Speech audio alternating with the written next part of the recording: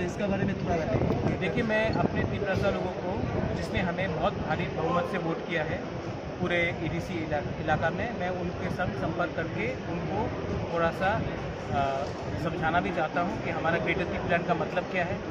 हम क्यों कॉम्प्रोमाइज़ नहीं करेंगे कोई भी नेशनल पार्टी के साथ, बीजेपी हो, कांग्रेस हो, सीपीएम ज़रूर हो, तृणमूल हो, हमारा एक अपना लाइन है।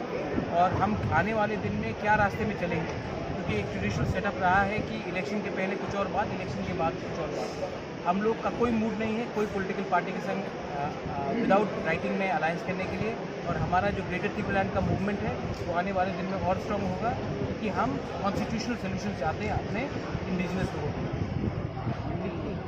अभी जो आपका जो सरकार एडीसी में है, तो एडीसी के लिए कुछ क्या करेंगे? अभी तो बहुत प्रॉब्लम चल रहा है एडीसी में। क्या प्रॉब्लम चल रहा है? जैसे वाटर प्रॉब्लम। एडीसी, आप अपना सवाल, आप जर्नलिस्ट हैं, आपको मालूम होना चाहिए कि वाटर एडीसी के अंदर नहीं आता है, वाटर स्टेट गवर्नमेंट के अंदर आता है। तो आप सवाल वो पूछिए जो एडीसी के अंदर आता है। एडीसी के अंदर क्या आता है?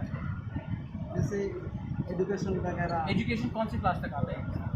प्राइमरी लेवल तक। हाँ, प्राइमरी लेवल तक। तो अभी तक गवर्नमेंट ने 1 रुपये नहीं दिया है। उसके बाद इसके लिए तो हमारा मूवमेंट है ग्रेटर त्रिपुरा लैंड के लिए, क्योंकि आज तक हमको क्या मिला है? सिर्फ 10 रुपये में 2 रुपये देने से कुछ मिलता है? ये स्टेट किसका है? परसों 9 को वर्ल्ड इंडिजिनस डे है। इंडिजिनस का कौन बनाएगा? हम लोग ही बनाएंगे। तो हमको मूंगफली में कुछ देने से कुछ चलेगा नहीं।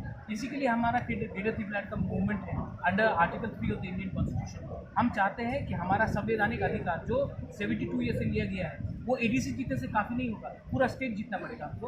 और हमको गवर्नमेंट ऑफ इंडिया को सोल्यूशन देना पड़ेगा हमारा प्रॉब्लम को सोल्यूशन लाने के लिए। 2026 में फिर से डिलिमिटेशन होगा, उसके बाद ना रहेगा त्रिपुरा, ना रहेगा त्रिपुरी। इसके पहले हमको गवर्नमेंट ऑफ इंडिया से आश्वासन चाहिए कि वो हमारा सुरक्षा देगा।